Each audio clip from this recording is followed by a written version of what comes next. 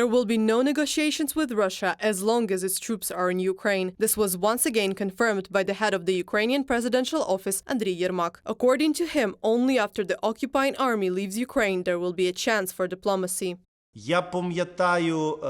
I remember how the Russian Federation behaved. Everything they could not achieve by pressure in those hours-long negotiations, they tried to do by military means on February 24th last year. Ukraine will never compromise on the territorial integrity of our country. There will be no negotiations with the Russians as long as their troops are here. Ukraine will not make concessions and will not trade its land for a false peace. False, because Russia is likely to use the talks as a respite to prepare for continued aggression.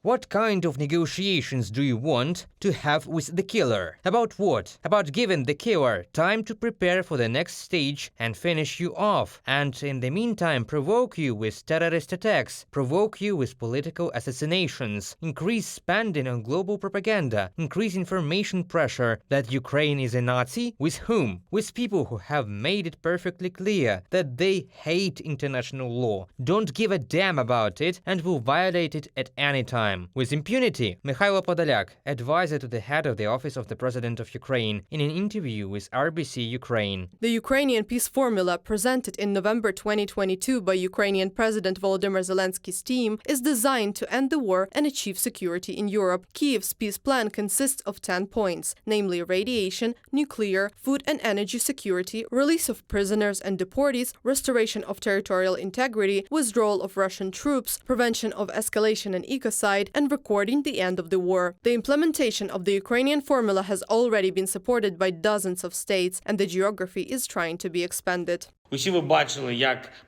You have all seen how the visit of African leaders and representatives went. A visit to Ukraine, then a visit to a terrorist state. The delegation could see who was really interested in peace and who was war itself. It was all very clear. Everything that was talked about in Ukraine was a peace formula, point by point, all content. Everything that was talked about in Russia was about war, about how to destroy life further. Obviously, there is no alternative to the peace formula. It is good that the world is hearing and seeing this more and more. A number of states such as China, Brazil and South Africa are proposing their own plans for peace in Ukraine, but they are not focused on Ukrainian interests, experts say, because they do not involve security guarantees and their potential implementation could lead Ukraine not to victory but to a freezing of the war.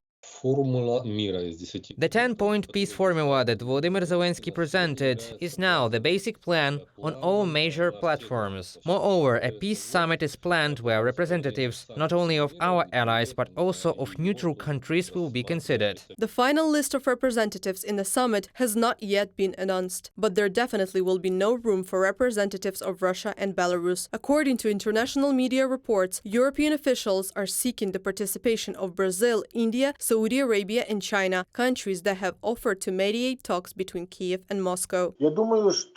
I think there will definitely be an outcome document. I don't know what it will be called. Perhaps it will be a declaration or any other wording. But the most important thing is that as many participants as possible put their signatures under this document. I also think that the participants all support the territorial integrity and sovereignty of Ukraine within the borders of 1991.